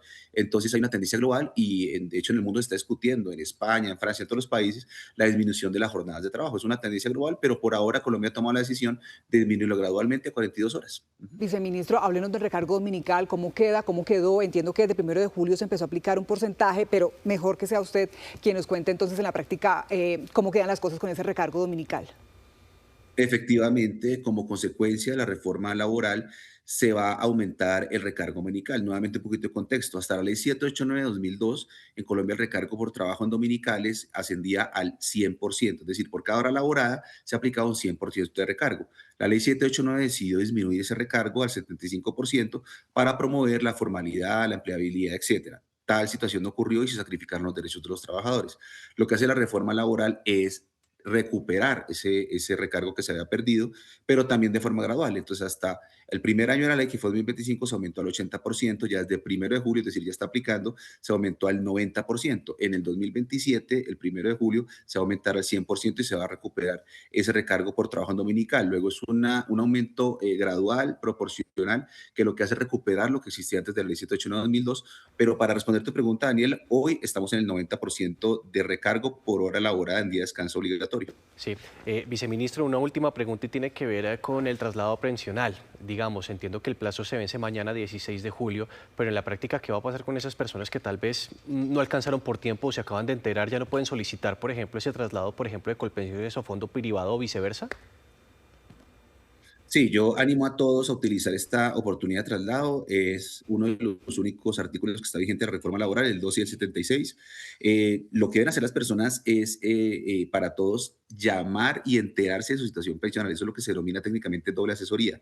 Es gratuito, es llamar al fondo de origen, es decir, en el que estoy, Colpensiones, un fondo privado, que me hagan una proyección, un pequeño calculador, una pequeña clasecita de cómo sería mi situación pensional, llamar al fondo de destino, que también haga lo mismo, y con base en esa información suficiente, buen consejo y responsable, yo tomo una decisión de dónde es mi situación pensional mejor para poder acceder a una prestación por invalidez, vejez o muerte. Efectivamente, como ustedes lo dicen en la pregunta, ese plazo vence mañana el 6 de julio. Yo creo que es importante utilizarlo. Tuvimos una imposibilidad de esos traslados para un grupo poblacional que generó muchas problemáticas, incluso judiciales. La gente estaba atrapada en un fondo que no le convenía, y lo que hace la reforma es liberar esa pequeña restricción que existía, pero muy importante para todos por el esfuerzo y el desgaste que exigía para poderse trasladar. Entonces, hago un llamado a todos y los animo a enterarse, intentar la doble asesoría para que con base en esa doble asesoría, pues tomen una decisión responsable. Como tú lo indicas en la pregunta, vence mañana el plazo. Yo creo que es una posibilidad gratuita que no afecta en absolutamente nada a los afiliados y sí los beneficia muchísimo en escoger la mejor opción pensional para el cubrimiento de sus riesgos de invalidez, vejez y muerte. Pues, viceministro, muchas gracias por este tiempo. Hoy es un día crucial para el panorama laboral en Colombia. Entonces pasamos a 42 horas semanales y además ya se vence el plazo para ese traslado pensional. Gracias otra vez, buen día. Muchas gracias a ustedes, bendiciones, un feliz día para todos los televidentes hasta ahora.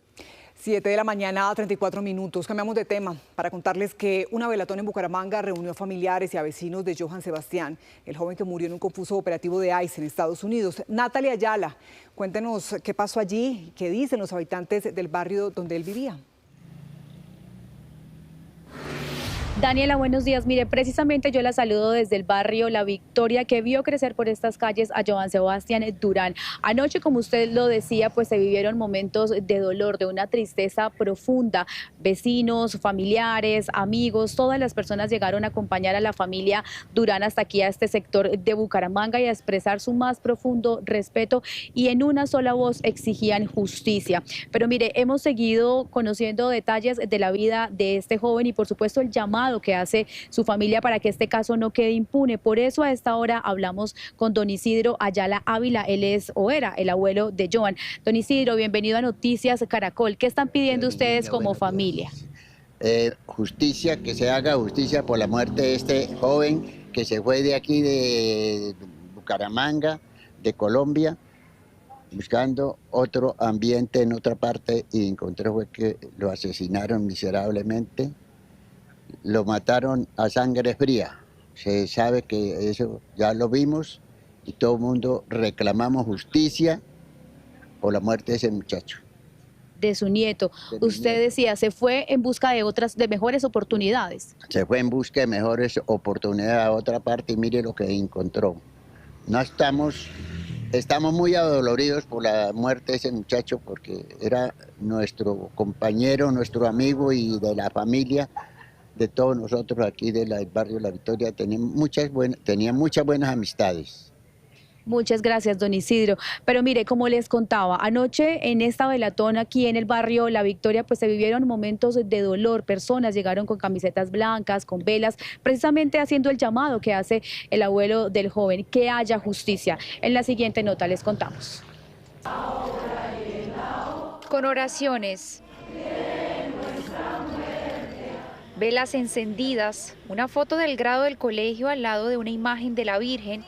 Decenas de familias en el barrio La Victoria de Bucaramanga se reunieron en una velatón en memoria de Joan. Darle el sentido pésame a su familia, un dolor que no lo quita nadie. Yo también tengo hijos en el exterior y sería una noticia terrible que se haga justicia, que Dios tome esos corazones endurecidos que están matando a nuestras familias y los haga reaccionar. Afortunadamente él tenía su permiso de trabajo y tenía su social y pues él estaba trabajando todos los días seriamente, que se pueda realizar la justicia correspondiente del caso de él, pues para que realmente se den cuenta que él no era una mala persona, que él era un buen hombre. En medio del dolor y la conmoción recordaron que entre sus planes no estaba el de volver a Colombia aún. Lo recuerdan como un hombre bueno y trabajador. Incluso prestó servicio en la Guardia Presidencial de la Casa de Nariño. Yo lo único que digo es, la justicia divina se encarga de todo. Porque diga lo que diga yo, no lo vamos a revivir. Si él es inocente, claro que sí. Justicia divina y justicia de la tierra también. Mientras se define si hay repatriación o viaje de sus papás a Estados Unidos, su luz queda en este barrio que no olvida sus primeros pasos.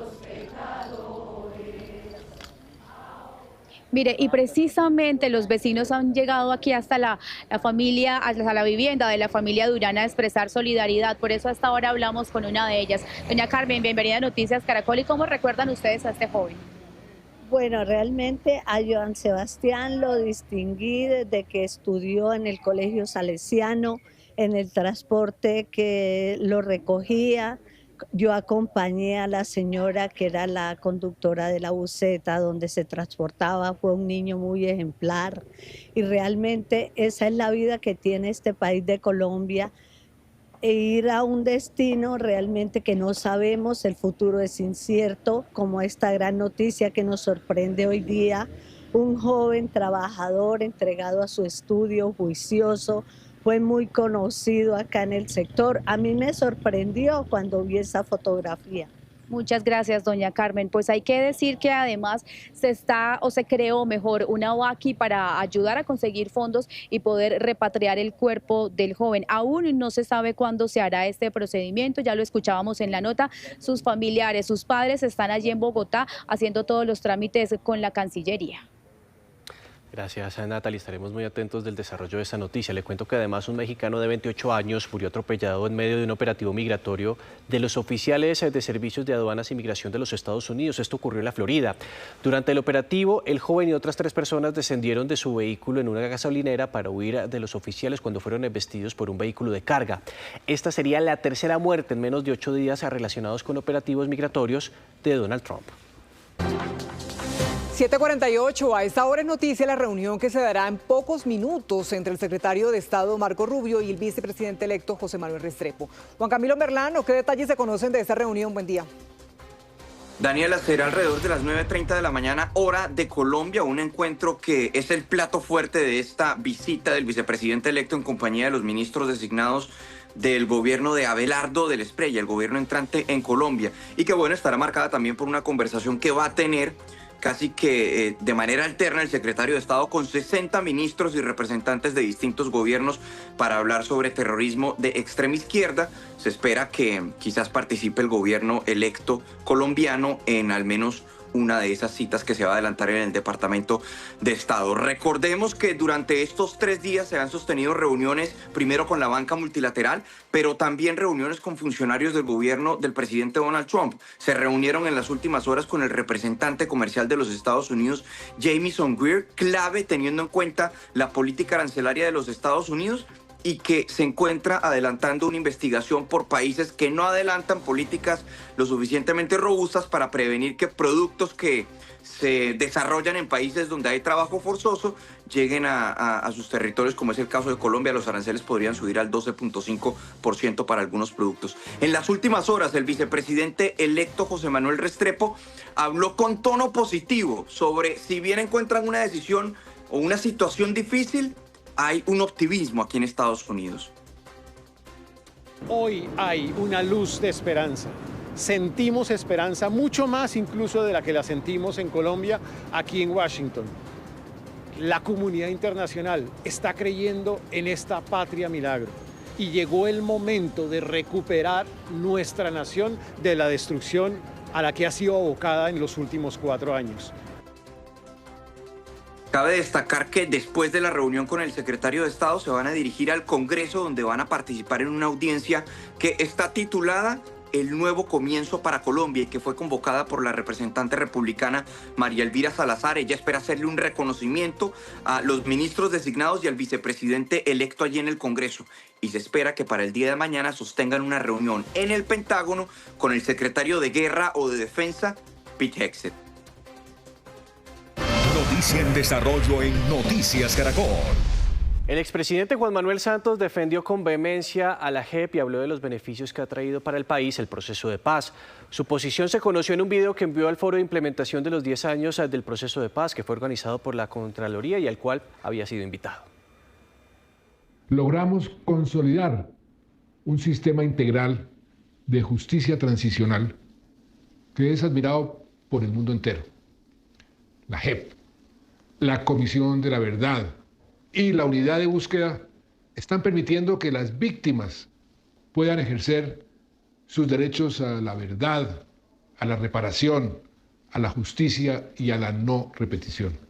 Y están permitiendo que quienes cometieron graves crímenes sean investigados, juzgados y sancionados.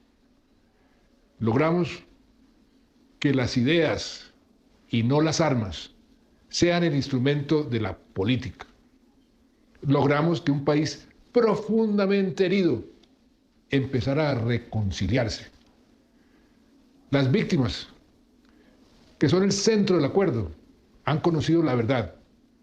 Hoy muchas familias saben qué ocurrió con sus seres queridos de viva voz de los propios victimarios, algo que nunca antes había sucedido en la historia del conflicto colombiano. Esa verdad dolorosa y difícil es la base de la reconciliación. La unidad de búsqueda de personas dadas por desaparecidas ha logrado encontrar y recuperar los restos de más de 4.000 personas cuyo paradero era desconocido. Quizás para algunos esto parezca un dato técnico, pero para las familias es muchísimo más que eso. Es una forma profunda de reparación. Es devolverle la posibilidad de hacer un duelo digno, de cerrar un ciclo que nunca debió comenzar. También hay que reconocer los importantes avances de la Justicia Especial para la Paz, que emitió ya sus primeras sanciones, que para muchos puede parecer insuficientes, pero que demuestran que el sistema está funcionando, que está avanzando. Hay una afirmación que se ha repetido de manera irresponsable, que el acuerdo de paz es el culpable de la situación de seguridad o de inseguridad que vive hoy Colombia. Eso es absolutamente falso. El acuerdo no creó las disidencias, ni fortaleció a las bandas criminales.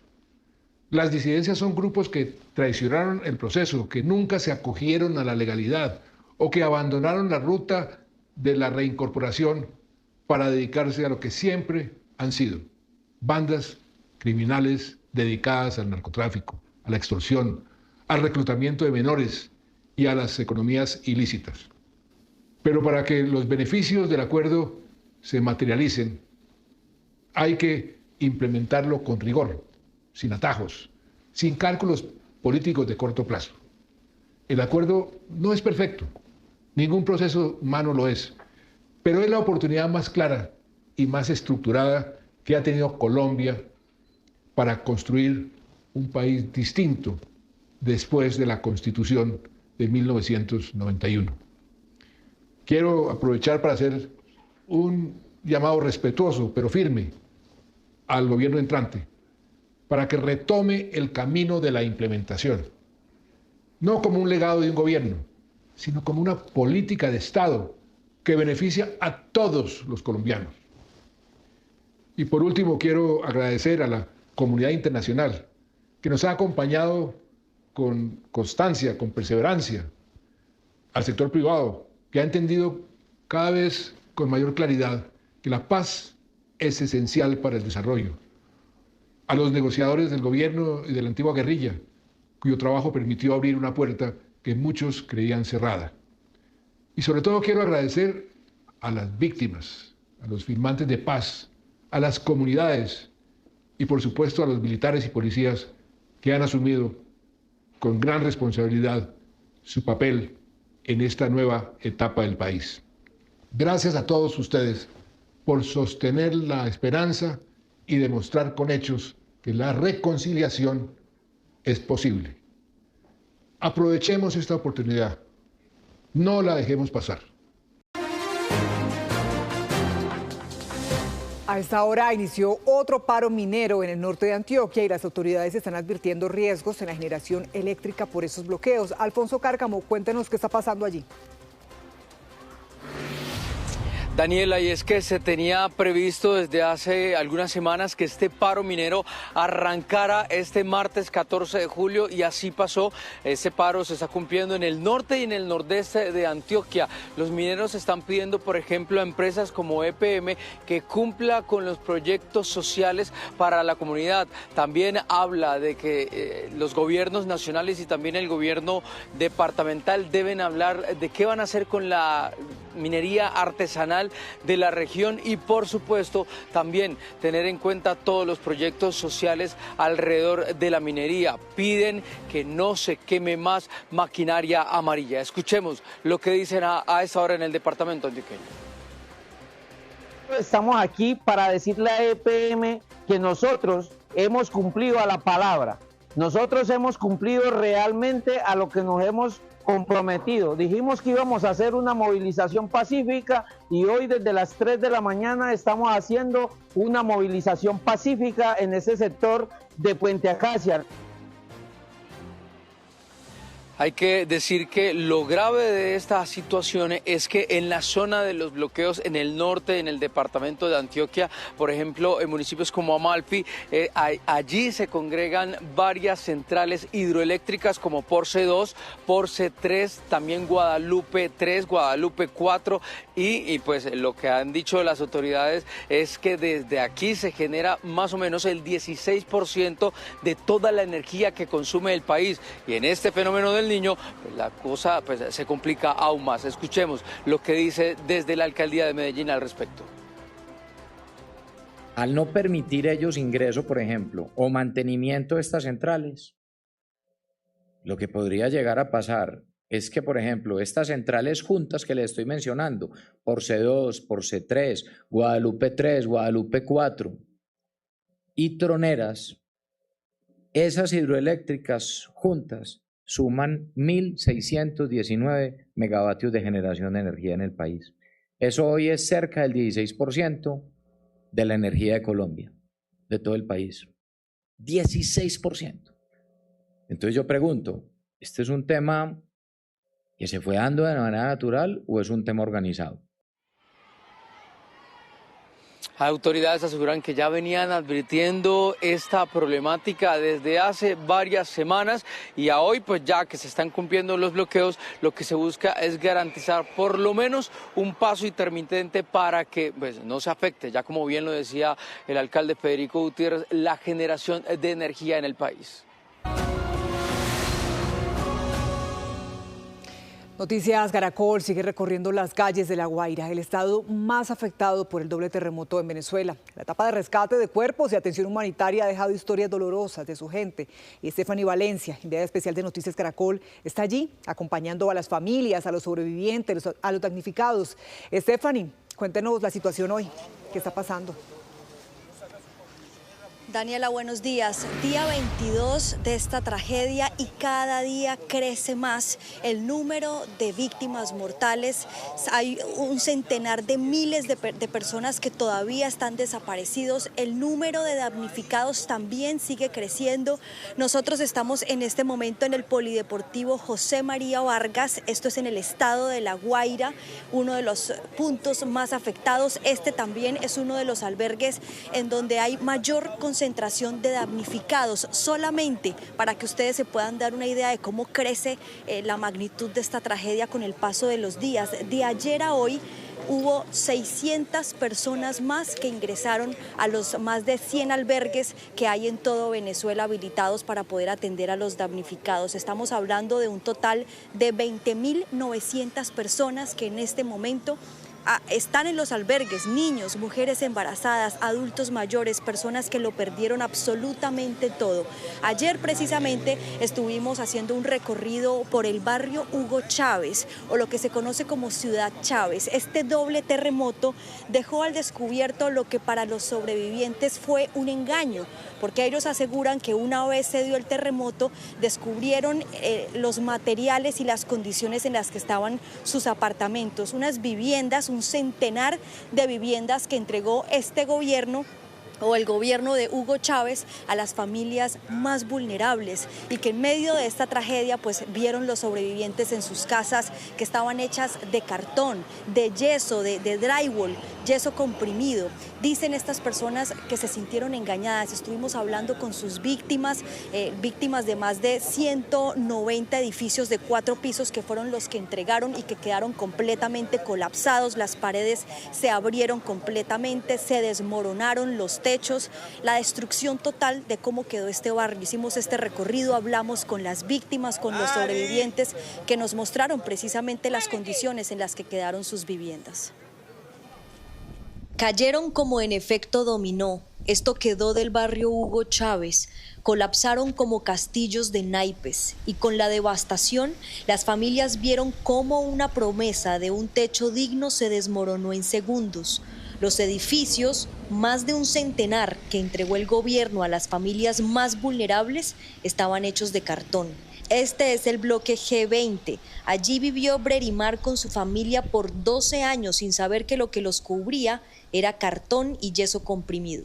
Esto que es drywall. Mira esto con cartón. ¿Esto es cartón? Eso es cartón, mira, es cartón. Drywall, aquí donde nosotros vivíamos. Mira cómo cayó el techo. ¿Qué es eso, espuma? Sí, eso es una espuma, eso es fibra, esto pica. Cuando les entregaron a ustedes estas viviendas, ¿qué les prometieron? Bueno, que esto supuestamente eso aguantaba todo, que no se pasaba supuestamente las balas, aguantaba supuestamente terremoto, y pues míralo como... Esta fue una casa que les dieron, que regalada. No, esa nosotros la pagamos. Esta nosotros la pagamos. El primer pago, la primera pago que se hizo fueron $72, sí, creo que recuerdo. La última fueron 175. ¿Qué sensación les deja a ustedes? No, digamos? no, si no engañaron, porque mira, sin casa, sin nada. Los techos se ven como delgadas telas negras tan frágiles que el viento las balancea. Edificios de 4 pisos que quedaron inhabitables. Algunos colapsaron, otros se desmoronaron, sus paredes se abrieron de par en par y las bases metálicas se retorcieron al punto de derribar algunas estructuras por completo. Los sobrevivientes dicen que se sienten engañados. Está mostrando el material que hay aquí, mire. Esto es como pareciera... Mire.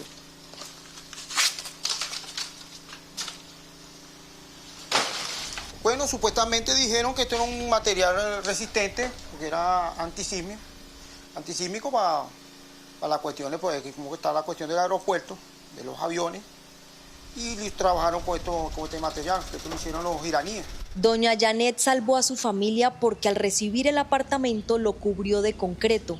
Si yo no le hubiese puesto concreto a nuestra casa, nosotros tuviéramos tapiado aquí en este espacio. Décadas antes de que estas estructuras se levantaran, el cantautor venezolano Ali Primera denunciaba con su voz la miseria de los gobiernos del pasado con su himno de protesta Casas de Cartón. Qué triste si oye la lluvia en los techos de cartón. Pero los sobrevivientes dicen que hoy la melodía los golpea con ironía. La canción que alguna vez denunció la desidia del pasado, ahora musicaliza el presente de cientos de damnificados en el barrio Hugo Chávez. Y de allí resultaron aquí en uno de los albergues que han sido habilitados por diferentes organismos internacionales para poder atender a los miles de damnificados que están aquí con el pasar de los días esperando respuestas del Estado, las mismas respuestas que esperan para la búsqueda de los cuerpos y el rescate de los cuerpos de sus familiares, que ese ha sido otro ángulo doloroso de esta tragedia. 22 días y muchos de ellos todavía no han podido recuperar a sus familias para poder cerrar ese ciclo de dolor. Ese es el caso de un padre que llevaba buscando mucho tiempo a su hija de 14 años, no se rindió, no paró de cavar y después de más de 20 días por fin logró llegar a su hija. Esta es la historia. Otra vida truncada por el sacudón, otro cuerpo recuperado de entre los escombros. Para él no es una vida más, era su hija de 14 años. Y lamentablemente se fue, con sueños, con un futuro por delante. Pero aquí estamos, vamos a levantar esta ruina. Melanie quería ser diseñadora de modas. Me había dicho que le regalara una máquina, pero no pude comprar la máquina en el momento, hermano. Porque hemos vivido aquí una situación económica muy fuerte. A pesar de las carencias, el amor fue el motor de esta familia hoy incompleta. Junto a su esposa, Giancarlo observa esa bolsa negra con un dolor innombrable. Es duro. Mi esposa está pasando un momento muy difícil ahorita acá. Pero yo sé que ella se va a responder porque ella también cree en lo que creemos, somos cristianos para la gloria de Dios. 20 días duró Giancarlo perforando concreto junto a amigos y voluntarios. ¿Cuántos apartamentos tuviste que abrir? Tuve que abrir desde el 12 al 11, del 11 al 10, del 10 al 9, del 9 al 8. Según cuenta el hombre, en el edificio en Caraballeda donde residían, solo rescataron con vida a las personas que vivían en los 2 últimos pisos. Así documentaba su misión. Pero este cálculo que estoy haciendo, según estoy debajo de este lugar, está mi apartamento, lo que era mi apartamento, donde debería encontrar a mi hija, como Dios me la quiere entregar. Ustedes saben que yo soy un hombre de fe. Estoy ahorita con un amigo que me acompaña. Ustedes saben que este sistema de gobierno no sirve, nos abandonaron, nos dejaron solos. Con ese reclamo que se volvió eco en una Venezuela tomada por una cúpula y abandonada a su suerte, Giancarlo siguió cavando hasta encontrar a Melanie, no como soñaba, pero sí para darle una despedida y rescatar de entre las ruinas algo que ningún derrumbe pudo sepultar, el amor por su hija. La ayuda internacional ha sido fundamental para el sostenimiento de las personas que permanecen aquí en los albergues. Quiero mostrarles rápidamente un poco de cómo se vive el día a día acá. Este es un polideportivo, o sea, aquí, como ven ustedes, es parte de la cancha. Allí vemos cómo el arco de esta cancha fue empleado para poder colgar la ropa que ellos aquí mismo lavan. Hay miles de personas en este albergue, pero nos dicen que ya están entrando en una etapa en la que buscan desocupar algunos albergues y trasladarlos hacia Caracas. Allí hay unos camarotes con colchones que ya han adecuado. Esto ha venido evolucionando con el paso de los días porque en los primeros días no tenían las camas, algunas personas dormían en el suelo, otros empezaron a dormir en colchones, pero las condiciones han venido mejorando. Pero insisto, la ayuda humanitaria ha sido fundamental para poder ayudar a atender a todas las personas que se encuentran aquí. Este refugio principalmente es de UNICEF, está concentrado en la atención de niños, por eso la mayoría de los damnificados que están aquí pues son menores de edad. Aquí continuaremos del lado de la gente haciendo un recorrido por La Guaira, que ha sido el estado más afectado después de este doble terremoto. Estefany, usted menciona algo que es muy determinante y es la ayuda, el apoyo internacional. Yo le cuento que un total de 500 toneladas de ayuda se han enviado a Venezuela para ayudar a los damnificados del terremoto. Las donaciones que han hecho ciudadanos del común, así como empresas públicas y privadas, siguen llegando al Banco de Alimentos que está ubicado en el centro de Bogotá. Incluso hoy se espera que salga un nuevo cargamento. Julián Ríos, ¿qué ayuda se va a enviar hoy para Venezuela? Hola Nicolás, buenos días. Mire, sigue la solidaridad aquí en el Banco de Alimentos, más de 160 trabajadores directos, 80 voluntarios, están trabajando a todo dar porque Colombia está volcada totalmente para enviar alimentos a Venezuela. Padre Daniel Saldarriaga, muy buenos días. Usted que es el artífice de todo esto y está aquí siempre al mando, sobre todo con esta tragedia que se está presentando en Venezuela. ¿Cuál es el balance? ¿Qué se está enviando también más a Venezuela? Pues la Alianza de Medios ha permitido que mucha gente se entere de lo que está pasando en Venezuela. Y unirnos hoy es el camino. Necesitamos seguir socorriendo a la gente que necesita. Seguimos sintiendo su generosidad, sobre todo a través de nuestra página, y esto nos está permitiendo comprar muy buenos productos para que de verdad, de manera ordenada, podamos armar el cargue de 2 tractomulas hoy. Hoy está llegando al Banco de Alimentos de Caracas una tractomula que va con 26 toneladas de producto. Y estamos queriendo ir hoy con 2 tractomulas, una que va al Banco de Alimentos y otra que va a los sacerdotes escalabrinianos que nos están permitiendo hacer una movilización de productos para llegar a parroquias y a los sitios de emergencia. ¿Y qué productos precisos se han enviado? ¿Qué productos se están enviando? ¿Y qué es lo que más han donado? Pues uno de los benefactores más grandes es el BBVA y es de uno. Y estamos logrando entregar hoy, se van 2.200 mercados, ya se han ido otros 2.200. Estamos entregando mucho del producto que ha traído la gente y mucho del producto que han recogido en algunos lados y lo han traído hasta el Banco de Alimentos de Bogotá.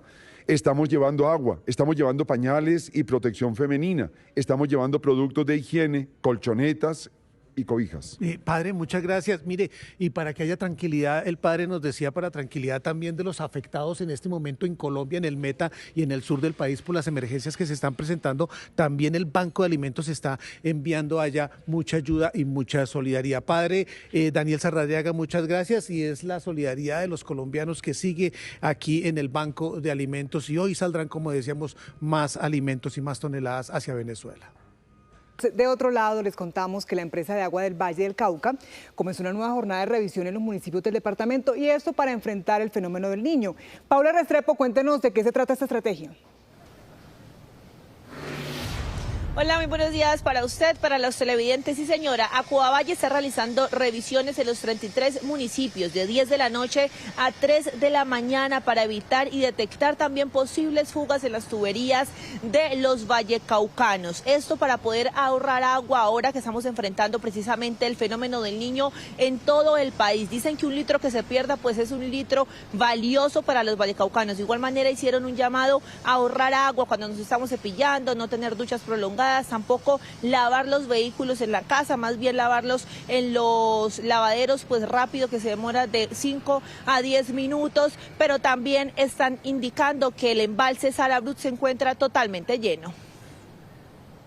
Cada litro recuperado es un beneficio para la comunidad vallecaucana ahora que vamos a tener disminuciones en los caudales de los ríos. Las visitas las estamos realizando en los 33 municipios donde operamos, efectivamente con nuestros equipos respectivos, equipos revisando la parte de infraestructura, mirando los caudales y el seguimiento y monitoreo de los ríos. Tenemos que tener una reflexión clara, y es que el cuidado del agua es de todos. El embalse Sarabrut es el que da agua al menos 7 municipios de aquí del Valle del Cauca y se encuentra en su máxima capacidad, por lo que no hay riesgo de desabastecimiento actualmente aquí en el departamento del Valle del Cauca.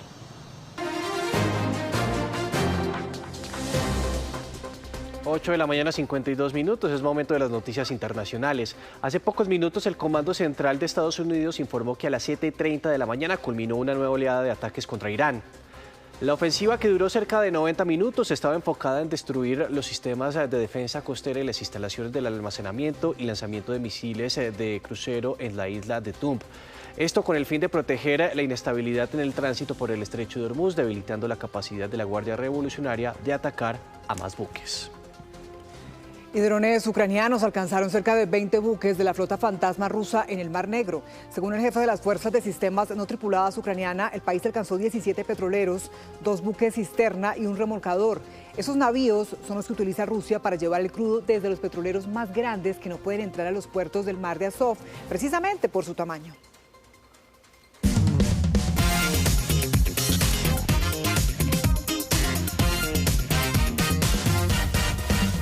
8:53 de la mañana, regresamos.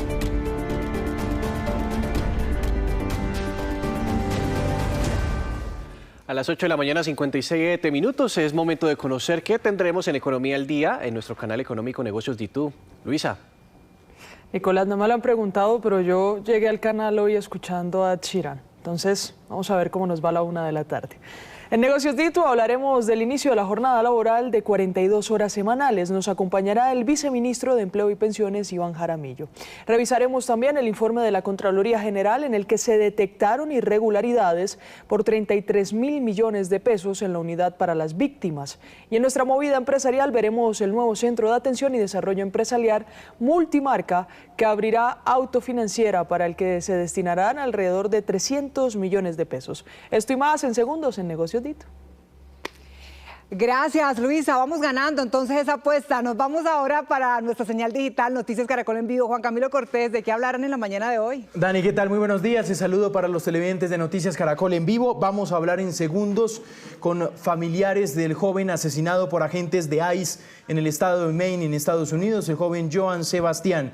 En segundos va a hablar su abuelo y también su tío, aquí en Noticias Caracol en vivo, mientras cambian los protocolos por parte de ICE en los estados de Texas para hacer este tipo de operativos. También vamos a hablar de las terribles inundaciones que azotan al departamento de Casanare. En segundos habla el alcalde de San Luis de Palenque, uno de los municipios más afectados por cuenta de esta emergencia por las lluvias.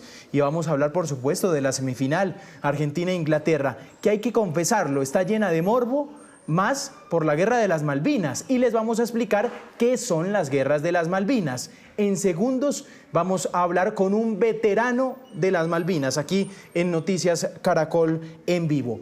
Yo le voy a Argentina, no sé, Nico tiene cara de inglés. No, yo solamente por llevarle la contraria a Daniela voy a ir por Argentina, solo por eso. Listo. Bueno, ya veremos después de la tarde. Y por River, por el Fernet, gracias, por el alfajor, por otras razones. Bueno, por fútbol, hablamos de también, fútbol. Sí, el fútbol. Bueno, esta fueron las noticias. Los invitamos a escanear con su celular el código QR que está apareciendo en pantalla para descubrir más historias que tenemos para ustedes en digital. Nos vemos a las 12:30 con una nueva edición informativa en el canal Caracol. Ya viene el Tour de Francia. Esto es Noticias Caracol. Primero la gente. Buen miércoles. Solo por llevarle la contraria.